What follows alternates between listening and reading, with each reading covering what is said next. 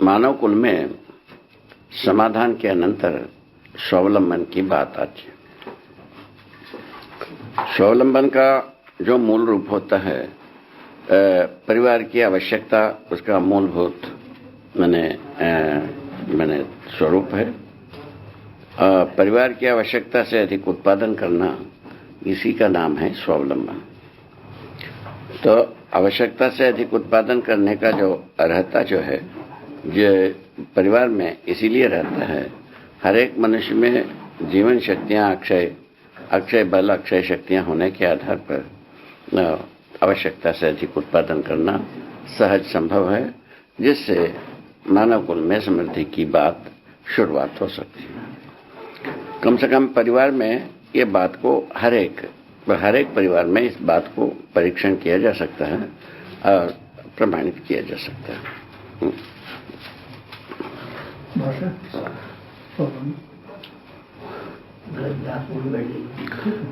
बाबा जी, ये जो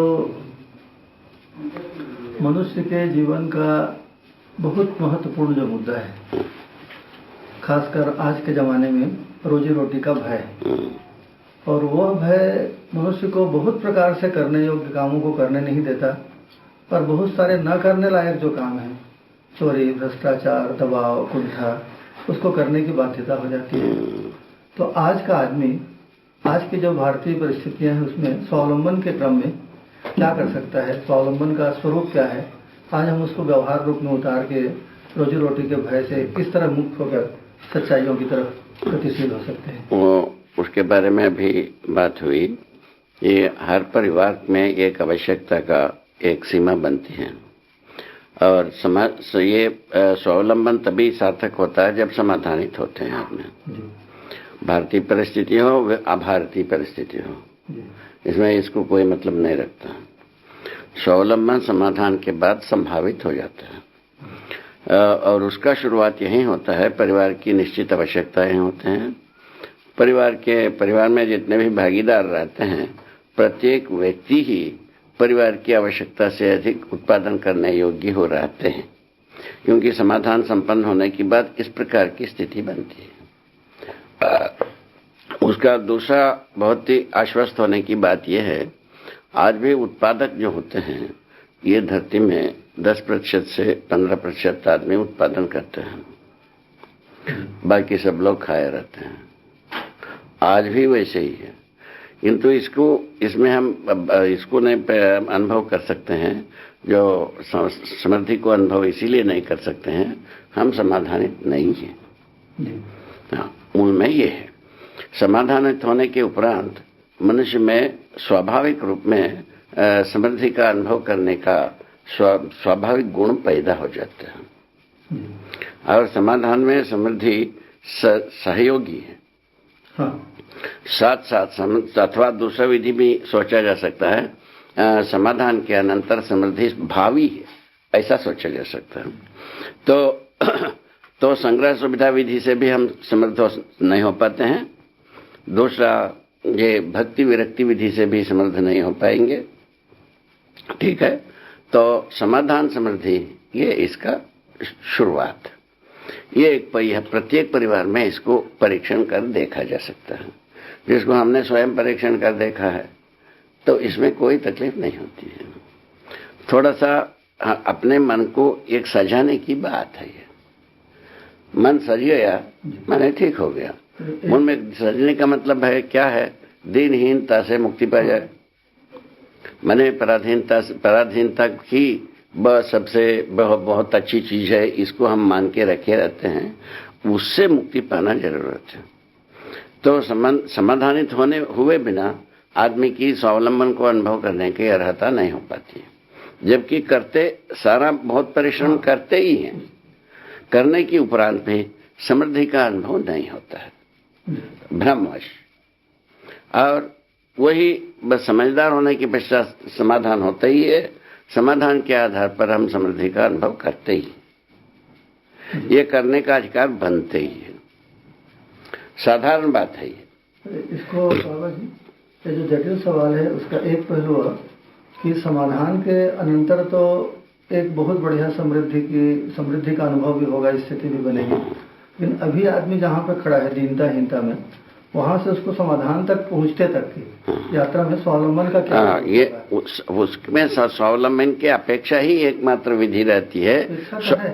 अपेक्षा रहना आवश्यक है, अपेक्षा होना और उसमें निष्ठा होना, निष्ठा होने के बाद क्रियान्वयन होना, ऐसा गति है इसका। तो तब तक जो है यही जो कहीं न कहीं समाधानित होने के लिए हम जो समझदारी को बोना है, समझदारी को लोकवाप्यकरण करना है, उसको करना ही होगा। उसके पहले हम समृद्ध करा दें, बाद में समझदार होते रहें, ये सोचेंगे ना ये एक से एक सिल्ली होगी, ये ऐसा होने वाला नहीं है। इस बात को क्या आप किसी उदाहरण से स्पष्ट कर पाएंगे कि जैसे आज भारत के 12 करोड़ से ज़्यादा नौजवान लोग बेकार हैं, तो उनके लिए हम खेती को महत्व दें या विज्ञान शिक्षा को महत्व दें, उद्योग तंत्र को हम उनके पुनः अपन कहीं पहुंच गए।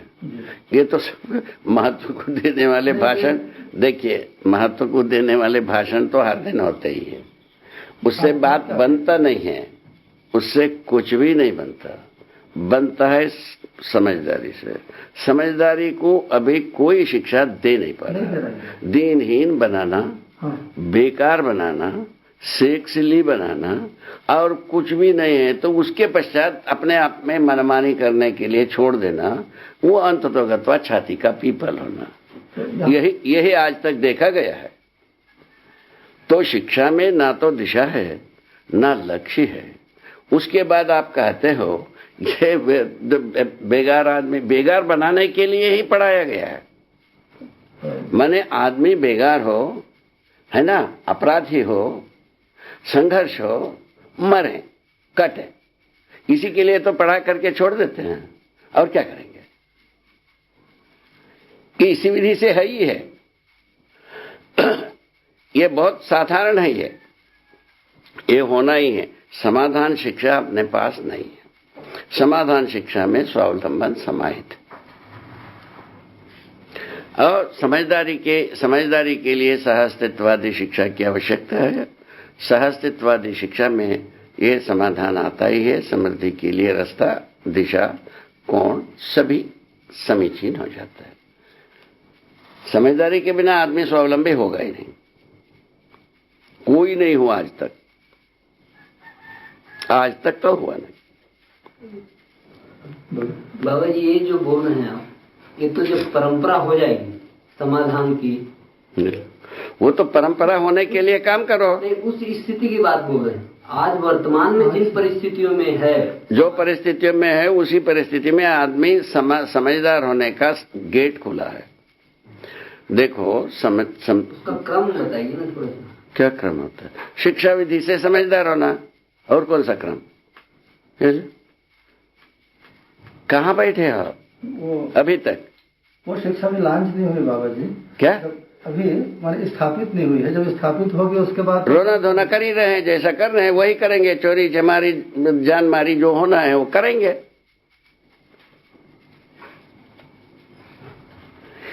ये दुष्टता की शिक्षा, उसमें आप साधुता की परिकल्पना, ये कैसा होगा? ये शिक्षा में एक भी आदमी आज तक स्वावलंबी हुआ नहीं है। ये आप मानिए। तो स्वावलंबी होने के लिए शिक्षा ही नहीं है। आप जो है ना, शिक्षित होने के बाद बेकार होना। वही आदमी है, नौकरी मिल गया तो चतुर हो गया, नौकरी नहीं हो गया तो दीनहीन हो गया, जबकि पढ़ा दोनों आदमी एक ही है। ठीक है, इसका क्या मतलब है? इस शिक्षा का क्या मतलब है आप ही बताओ। वही आदमी है, अब वही आदमी है, नौकरी मिल गया तो सभी जिम्मेवारी को वो सौंप दिया जाता है, नौकरी नहीं मिला था तो कोई जिम्मेवारी का अर्ह है नहीं, और भागते रहो। ये आपके सामने दिखता ही है।